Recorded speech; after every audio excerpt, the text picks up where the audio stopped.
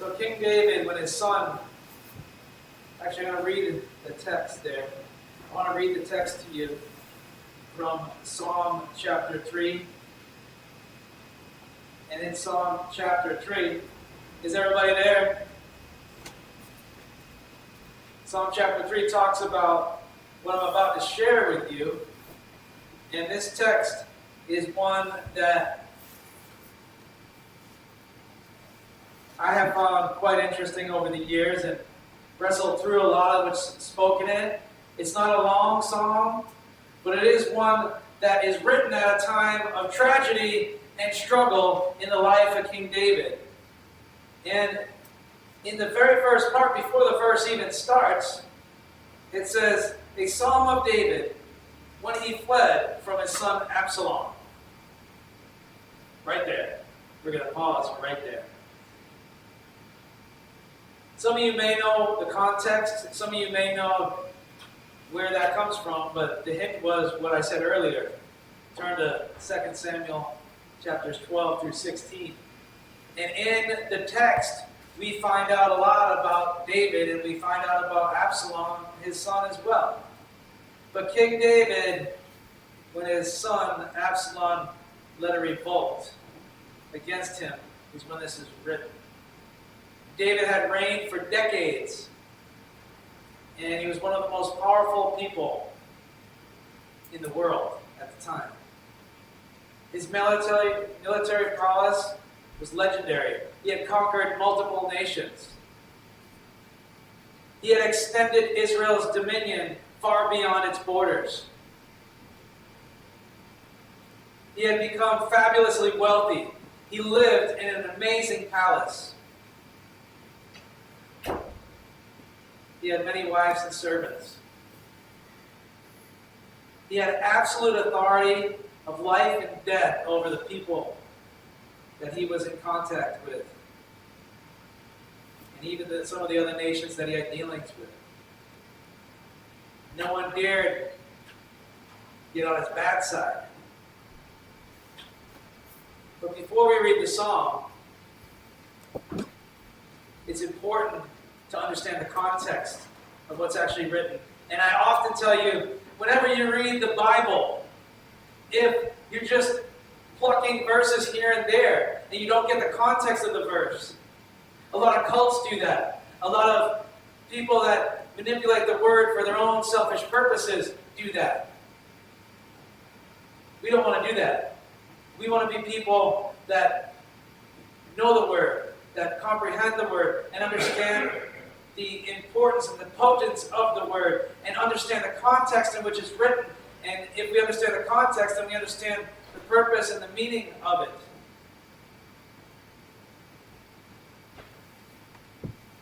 So the context. There's a tremendous amount of struggle that David was going through when he wrote this. He had come to write this when he was going through one of the most agonizing times of his life. One of the most trying periods. You see, Nathaniel the prophet had come to him in 2 Samuel chapter 12 and had confronted his issue of immorality. He had come to a point in his life where he had looked out a window and saw Bathsheba bathing. And he looked at her and said, I need that. I want that. And he called her. As the king, he called a woman to come to the palace. And he had sexual relations with her. And she was married to another man. And he realized that he needed to do something about it. So he called Uriah back. And he came back. And he never went back to his wife. And she was found to be pregnant. So he had Uriah killed. Nathaniel the prophet comes to him, and I don't know if you really comprehend the significance of it. David could say, you're dead. When Nathaniel did what he did, he told a story And it infuriated David. And then David said, that man must be brought before me, and didn't understand why the man did what he did. And Nathaniel says, well, that man is you. And David could have at that moment said, guard, throw a spear through his chest right now to silence him. Because he got found out, but he did not do that. But here's what took place. Look at 2 Samuel 12:10. Now, therefore, the sword will never depart from your house. Due to what David did, this is the prophecy over his life. This is a profound prophecy over his life. Now, therefore, the sword will never depart from your house, because you despised me and took the wife of Uriah the Hittite to be your own. So, he sinned in a significant way. And I believe that that particular sin set the course for the rest of David's life. And it brought him to a place where he had done such wicked and evil in the eyes of God that it was going to affect, according to the prophecy, it was going to affect the rest of his life. And as we read on, we discover that it did. And in verse 11, this is what the Lord says. Out of your own household, I am going to bring calamity on you. Before your very eyes, I will take your wives and give them to one who is close to you, and he will sleep with your wives in broad daylight. You did it in secret, but I will do this thing in broad daylight before all of Israel. And verse 13 says, then David said to Nathan, I have sinned against the Lord. Nathan replied, the Lord has taken away your sin. You are not going to die. But because by doing this, you have shown utter contempt for the Lord, the son born to you will die. Wow. Prophecy comes true. Bathsheba bears a son. For 7 days, David found himself face down on the floor, weeping and crying and calling out to the Lord, asking for the Lord to save his son. And the child dies on the 7th day. And then on that 7th day, he rises up and eats and cleans himself. But it didn't end there, did it? David's sins set in motion a series of God-ordained, devastating consequences. David's oldest son, Amnon, raped his half-sister Tamar. Tamar's brother Absalom took revenge by murdering Amnon.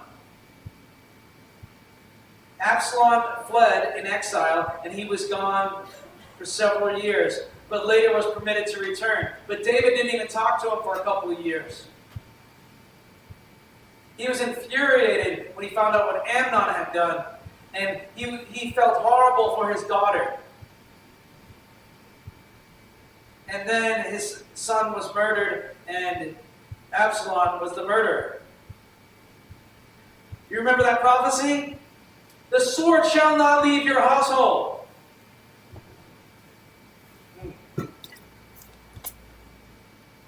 But after his return, David refused to see him, like I said, for a couple of years. The resentment built, and Absalom began to court the disgruntled people in the kingdom, offering himself as a more sympathetic leader. What I found fascinating in the text as I read it was that when people would come, and he would actually station himself outside when they would go toward the palace to talk to the king, his dad, and he would station himself in a section where he would be spoken to by the people first, and he'd say, oh, where are you going? And where are you from? And he would be cordial to them, and they would come and bow before them because he was the son of the king, he was a prince, right? And They come down, and he said, "Oh no, get up, get up!" And he grabbed him by the hand and lifted him up. You know what that did back then? We don't understand the reign of a ruler. It humanized him. And they looked at him as, wow, this guy cares about me. And he did it over and over and over and over again. So finally, Absalom pieces together a strong conspiracy.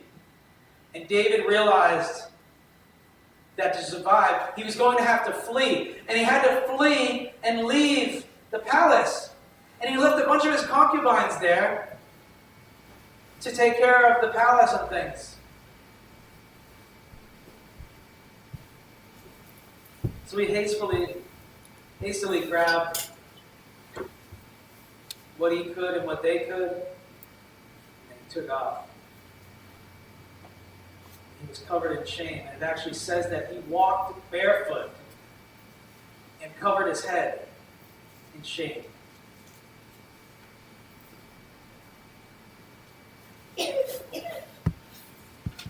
There was this David's predecessor. Do you know who that is?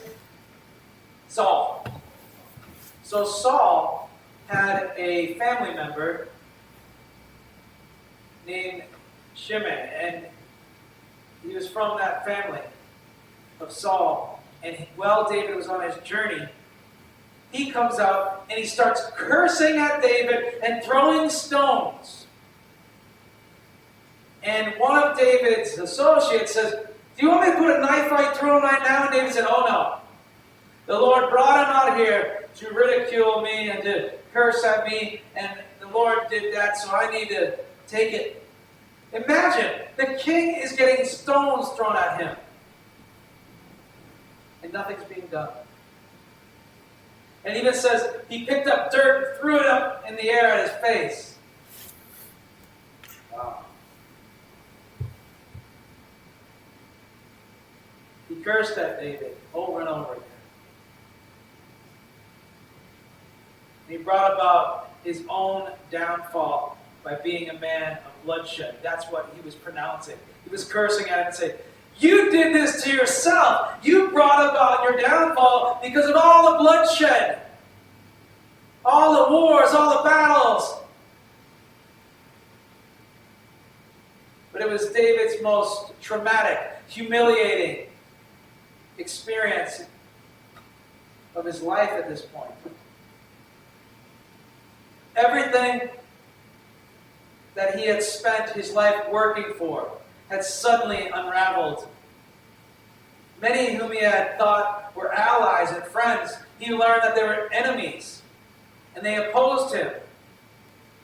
They abandoned him. Even his own son opposed him and wanted to kill him. Has that ever happened to anybody in here? It's hard to relate to this one, isn't it? And the most painful wound of all was the treachery and the betrayal of Absalom. It brought home to David his own failure as a father. One son was murdered. A daughter was raped. And the murderer was now on his tail. He was coming after him to kill him. Life was falling apart. What do you do when life falls apart? What do you do when tragedy is so painful and so confusing? Few of us have gone through anywhere near what David had gone through. That type of trauma.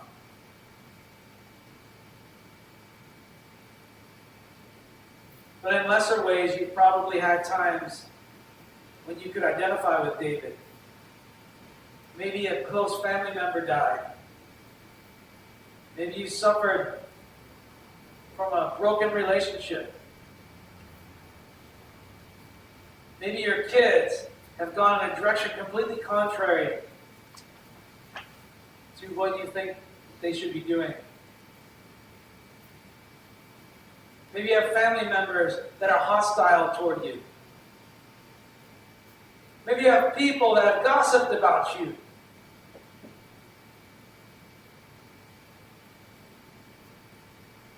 David wrote Psalm 3. Maybe that's why he is called a man after God's own heart. Some scholars call Psalm 3 a morning psalm, and then they call Psalm 4 an evening psalm. I learned that years ago. I was reading some commentary on this particular psalm, and I started reading Psalm 3 in the morning and Psalm 4 in the evening. But Psalm 4, which may have been written at the same time, obviously follows right after.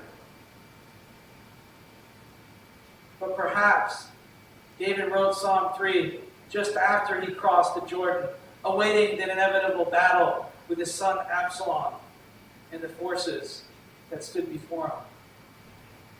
Verse 5 hints that he wrote it after waking up safely after a good night's sleep. Psalm 3 shows us that, and listen carefully to what I'm about to say. Psalm 3 shows us that when life falls apart, you can experience God's peace by laying hold of Him in believing prayer.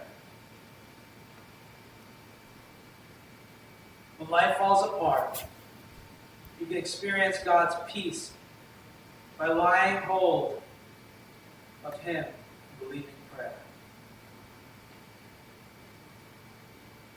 I don't know how much significance prayer plays in your life. I don't know if you're a man or a woman of prayer. I don't know if it's a consistent part of your life where you know that God is powerful and prayer is real and can effectively change our lives drastically. I don't know how powerful we think prayer actually is.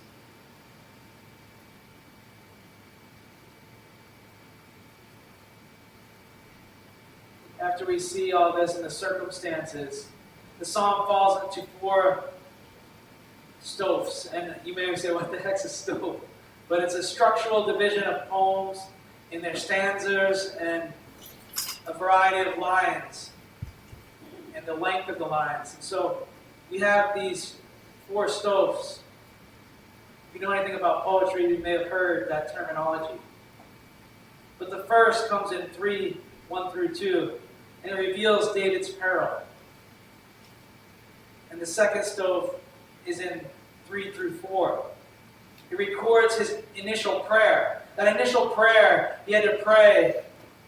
And then the third strophe is in 5 through 6. It shows the peace that results from his prayer. And the final strophe, it's in 7 through 8, and it gives a repeated prayer and an affirmation of faith that God alone can deliver his people. I want you to imagine where David is at this point in his life. He's in the valley of despair and confusion and dismay. He likely felt like he lost everything.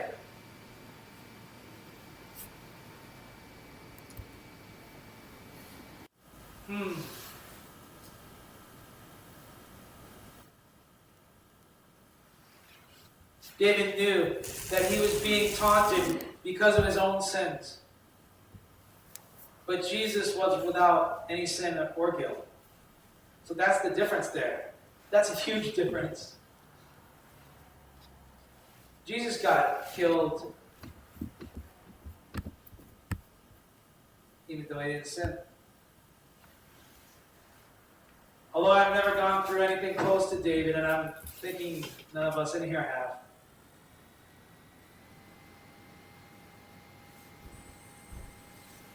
I've experienced several times in the past 19 years of pastoral ministry where I've experienced a number of different things. Disgruntled fractions of the church. People rising up against leadership. These painful situations cause different patterns to occur. Similar to Absalom's rebellion. You see, a lot of times the gossip voices, the slandering voices get heard, and people stand outside the doors and try to convince people of certain things. Don't follow him, he's not a good leader. You don't want to go there. He doesn't love old people. He doesn't care about this community.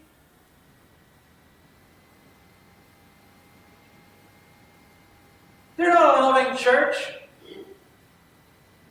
They don't know God. I've heard all sorts of things over the years. A leader, or several leaders, begin to spread seeds of discontent among the church.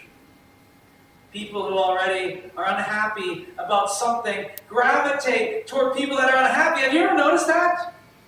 Have you noticed that miserable people seem to attract miserable people?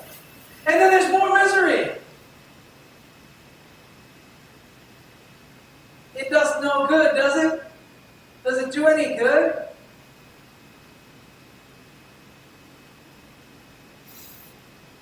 These leaders, like Absalom, always seem understanding and ready to listen. The word begins to spread, and more people begin to air their grievances. And then there's sympathetic leaders. The whole thing begins to snowball, just as it did with David and Absalom. In the process, the leaders of the rebellion impugn not only the pastor's teaching and his leadership, but also his. I've seen it happen to my friends over the years. Some of my friends have completely left ministry because of it. They dropped out of ministry. They got so hurt by the words, and it's disheartening to see.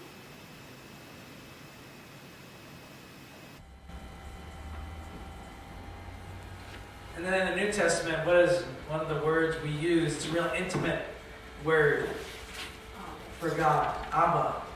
It means daddy. It's a real intimate Abba Father. I've already described David's traumatic situation. But there's a few other things that are brought up to our attention. First, David's adversaries were increasing in number. Each day they were growing larger and larger. But the ranks were growing daily. Things were snowballing against David. David felt like he was about to be executed, or at least captured. He wasn't sure what was going to happen. Like a dam that first leaks and then suddenly it bursts. The raging torment and rebellion was threatening to sweep David away. You ever felt like that? Have you ever felt like this is more than I can handle?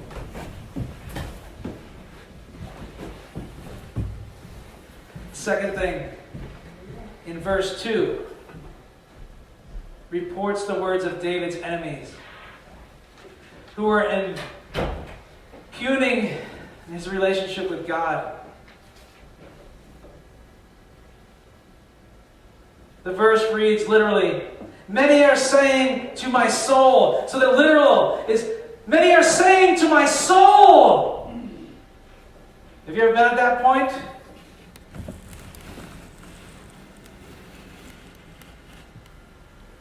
That is their words were hitting David in his heart and soul.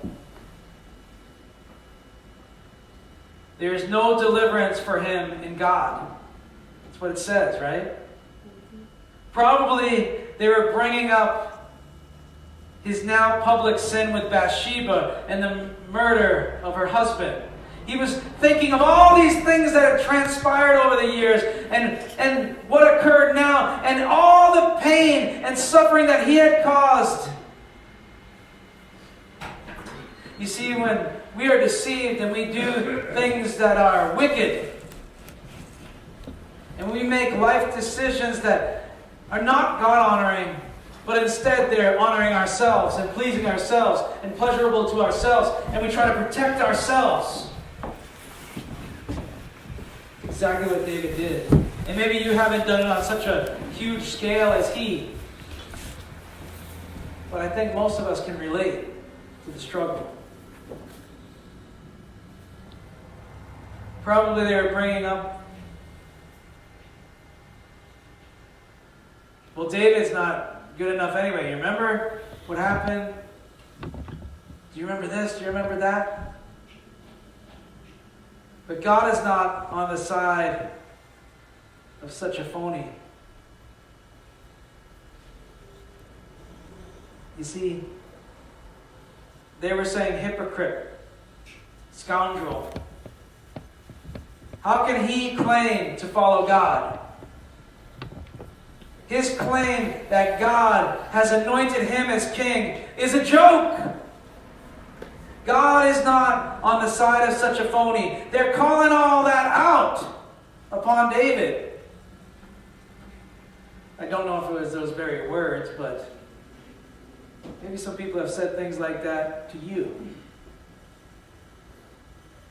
Maybe you've been ridiculed. Joyce and I were actually talking about this, how people gossip and slander, and what crazy confusion happens because of it, what pain and hurt occurs.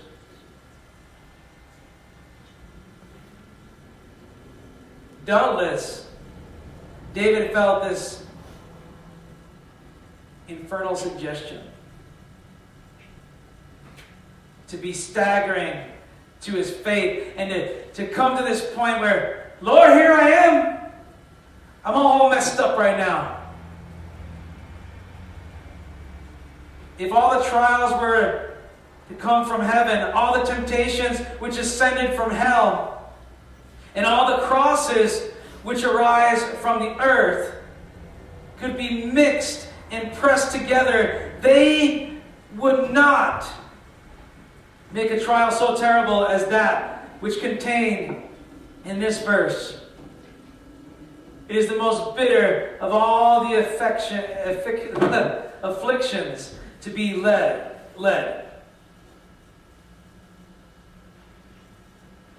Leads to fear that there is no help for us in God.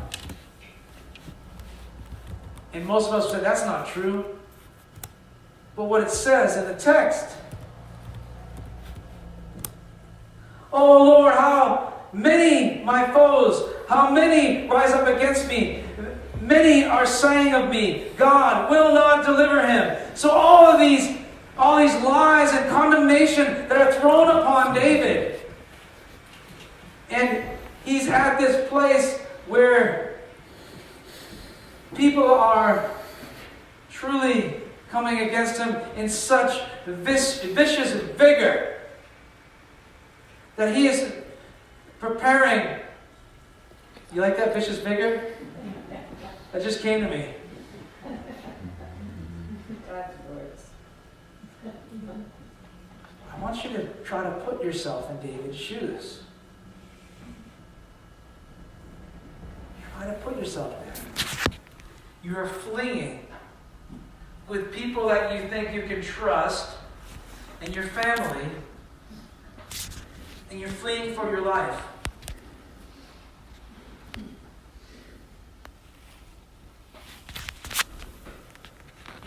Of course, Jesus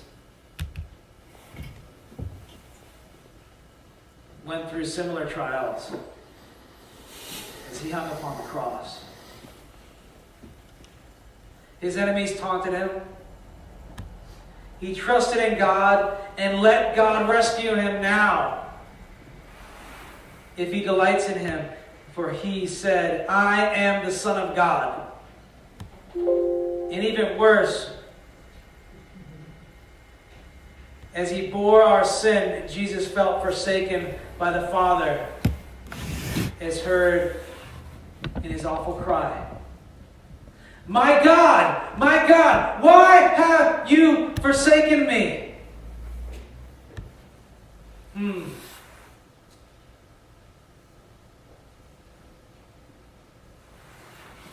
David knew that he was being taunted because of his own sins. But Jesus was. He doesn't really care for hurting people like you. He isn't walking closely with God. When people that you care about begin to slander, I know it's happened to someone in here. Has it ever happened to anybody? Have you ever been slandered? Have you been spoken poorly against? This is something else we talked about. Is that if we're in Christ, if we're truly following after God, people will rise up against us, and people will say things against us. And you know what? When we're living in the world and of the world, we are going to be bombarded by the world. And I will tell you straight up that there are people in every congregation, on the Cape, off the Cape, and all over the world that are placed there to wreak havoc. You may say, what? What? Why would God do that?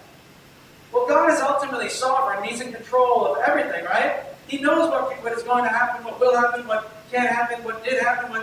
He knows it all, right? And if we have a sovereign God, He knows what goes on. So when people rise up against leadership, whether it be at whatever church it may be, when you're in the community and someone calls out to you and says, what do you think, you're more holy than thou? You know, what are you, a Bible thumper? When they say, get away from me, I don't talk about religion. Yet you know that God brought to your heart that you're supposed to talk to that person about Jesus. You did it, and maybe you got cursed at for it, but you did it.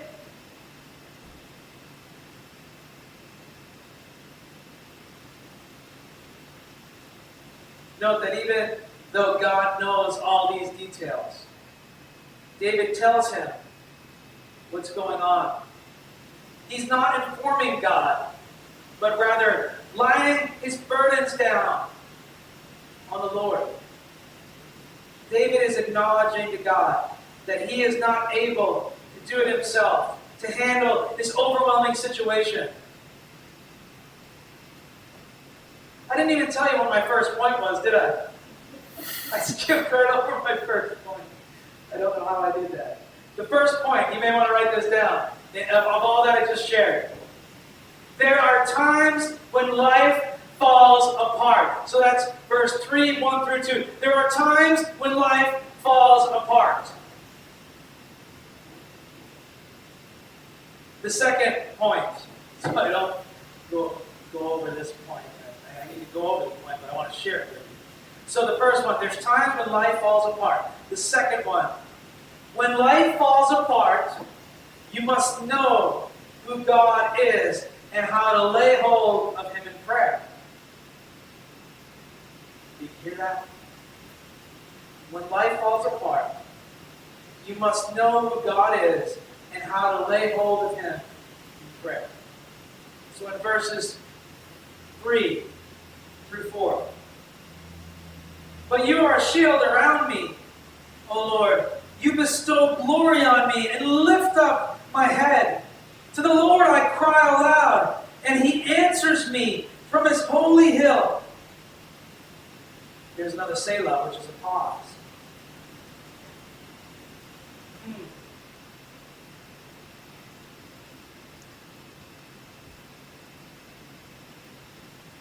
going to give you a point within the point. The Lord is our shield. If you've read the book of Ephesians, you've read about the armor of God, what is the shield? The shield of what? Yeah, faith. The Lord is our shield. What does a shield do? It protects, right? It protects the heart, it protects all the vital organs. The shield protects. I'm a big history buff, and I really enjoy reading about what the historical battles and things. And the Bible has all sorts of historical battles. But if you've ever watched any history movies or documentaries, you find that they shield from the arrows and anything else, and they gather around one another and protect. And even they figure out how they can protect from horses, the onslaught, and all this. So there's all sorts of things shields do. Maybe you've felt the onslaught.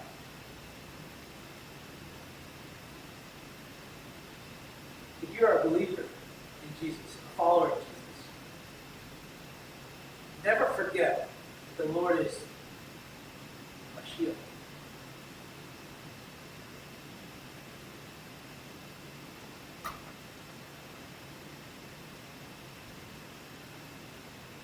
The second thing. Before we go to the second thing, the second point within a point. David personalized things that the Lord is a shield about me. Really personal. The Lord is a shield about me. Your faith in the Lord is highly personal. The shield about me.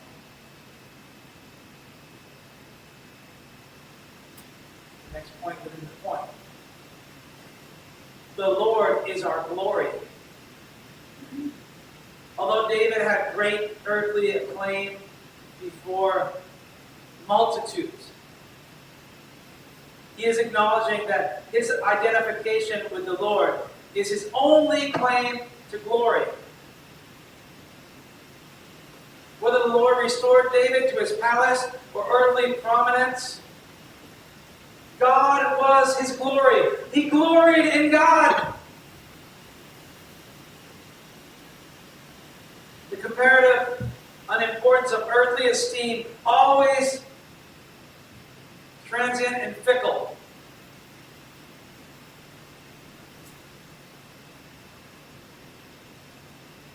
As Christians, we will share in Christ's glory. Find that in 2 Thessalonians 1:10. If you are following Christ, I want you to say, I'm going to share in God's glory. Say, I'm going to share in God's glory. Ready? I'm going to share in God's glory. So if you're a believer, you are going to share in God's glory. And one day, it may be soon, it may be years from now, but one day, you and I will have a glorified body. Wow. Nobody cares? I said, one day, you and I, we will have a glorified body. See, this earthly body, this earthly vessel is failing. Maybe yours isn't. Right?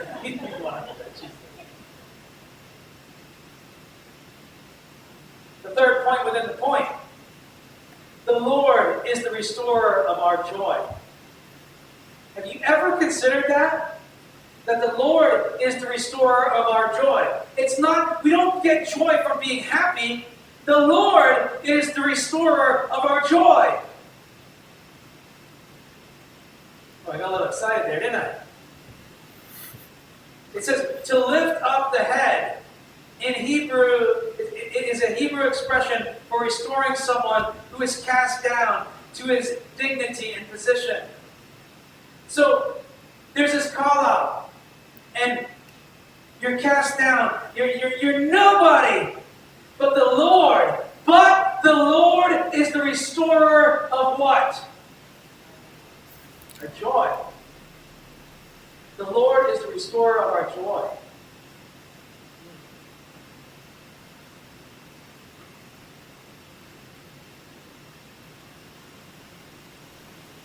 Joseph told the cupbearer, Genesis 40:13, Pharaoh will lift up your head and restore you to your office.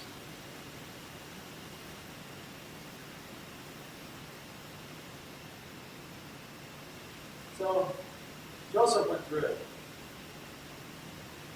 Joseph is one of two people in the Bible that we see, with the exception of Jesus. Daniel, we don't see a sin. We don't see any sin that he committed. Not that he didn't commit a sin, but in the scriptures we don't see any case. Joseph is the other. Some believe that he was very prideful because he had the coat of many colors, and his brothers threw him in the pit because of his pride. But we don't know that for sure. It never said Joseph's pride led to him being thrown in the pit. No, it says that his brothers were envious of him, and they tossed him in the pit. So those two, with the exception of Jesus, we don't see any sin. By way of application, it refers to God restoring to us the joy that we had before the crisis brought us low. He humbles the proud, but lifts up the humble who cry out to him. Brings joy to those he restores. And I can share all those verses. I have them here. I'll email this out to you so you can see it. The next point within the point. The Lord is our prayer answering God. The Lord is our prayer answering God. No, I said the Lord is our prayer answering God. If you have something that you are struggling with, the Lord is our prayer answering God. J.J.S. Brown observes that David's crying to the Lord with his voice does not express a single act, but the habit of a life. Spurgeon said, "We need not fear a frowning world while we rejoice in a prayer-hearing God."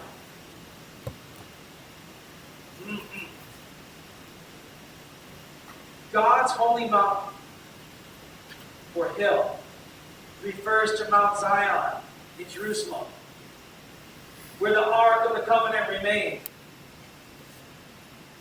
Zadok and the Levites were carrying the Ark to join David in his escape. But David sent them back to the city, saying, and by the way, it's in 2 Samuel 15:25-26, if you're interested. He said to them, "Return the Ark of God to the city.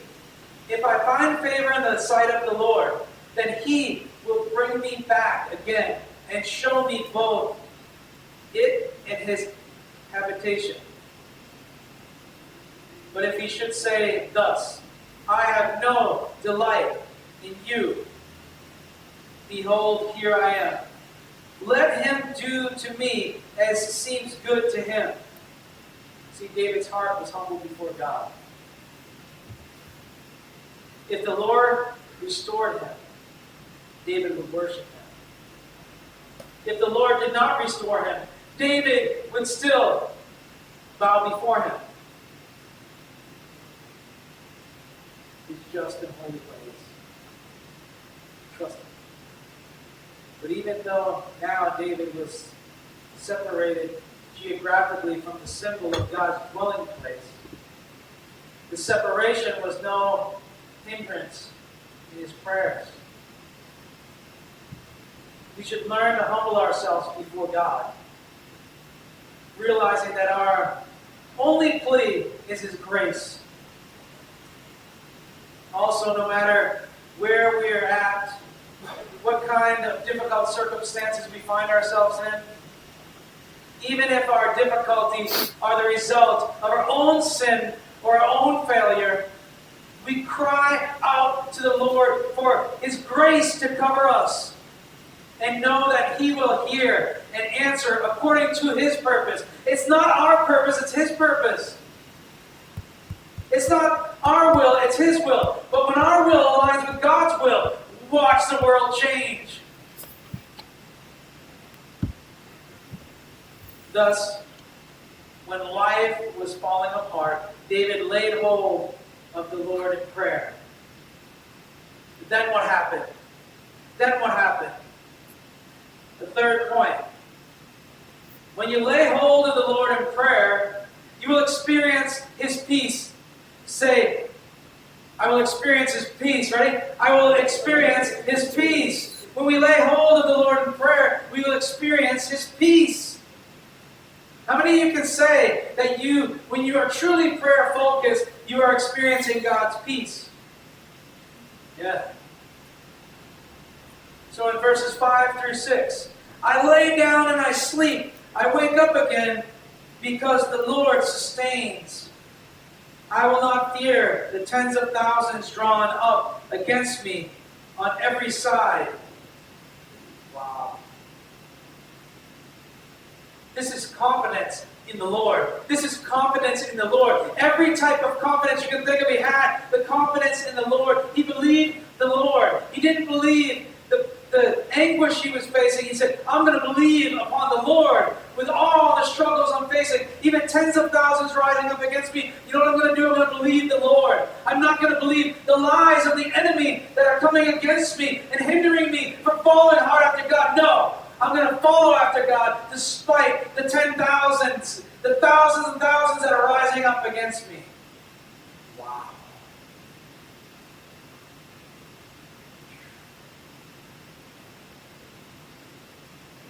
The whole of Psalm 3, but especially verses 5 and 6, is a real-life drama illustrating Philippians 4, 6 through 7. And I'm sure you know what that verse is. You may have had it quoted to you, but you may need to memorize it. Be anxious for nothing. Yep, you got it. Right after I said that, you go, oh yeah. Be anxious for nothing, but in everything, by prayer and supplication with thanksgiving, let your request be made known to God. And the peace of God, which surpasses all comprehension, will guard your hearts and your minds in Christ Jesus.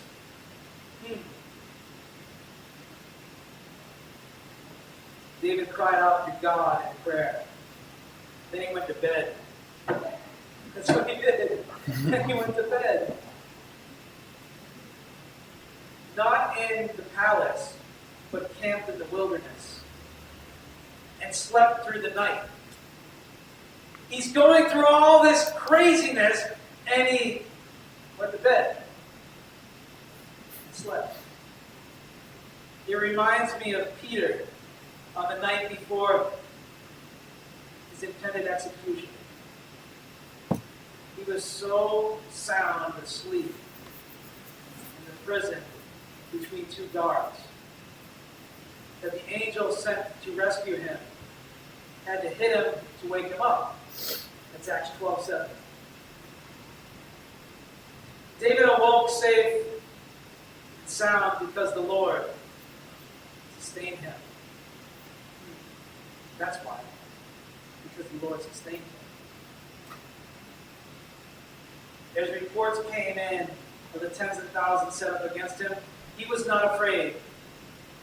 When the Lord is your shield and the one who sustains you, the odds seem stacked against you. But God's more powerful than that. 1 plus God is a majority, right? Tens of thousands, God's a majority. If I've got tens of thousands rising up, God's a majority. As he goes on to say, even if we are like sheep for the slaughter, and all these things we overwhelmingly conquer through him who loved us. That's Romans 8:37. Even if our enemies kill us, we can have God's peace in our soul. I have a fourth point.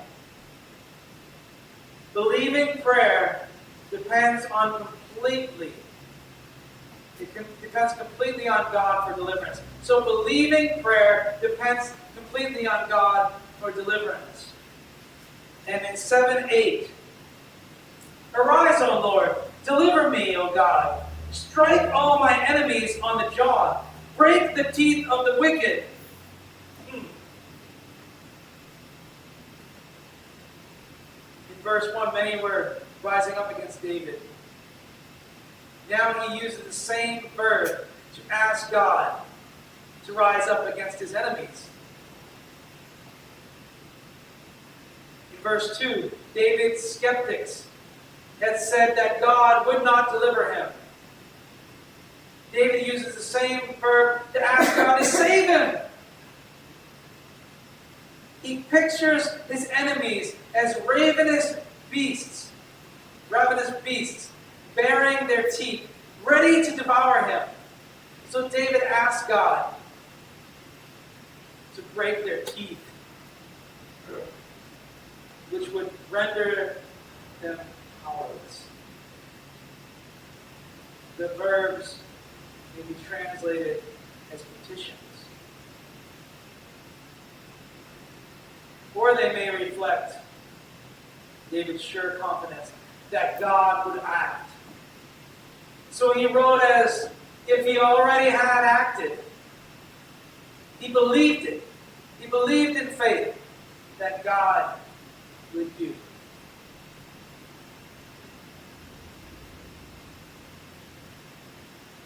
David's final explanation.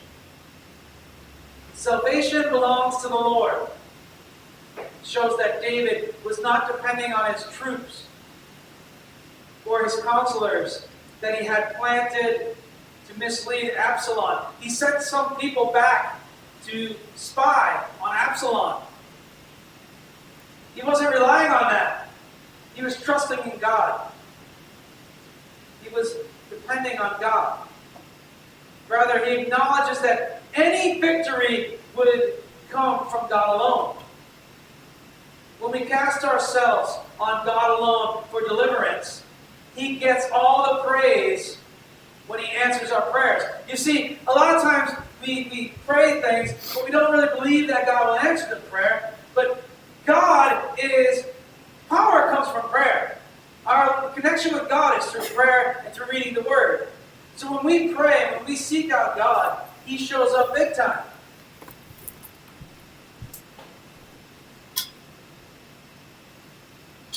I'm going to wrap it up by sharing this. Believing prayer always keeps His kingdom purpose focused. The Lord's Prayer teaches us to pray.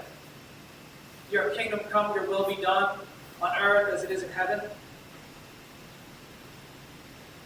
If your world has fallen apart because you've been wiped out financially, or your marriage is in trouble, or your children are in rebellion, or your job may have departed, don't just pray selfishly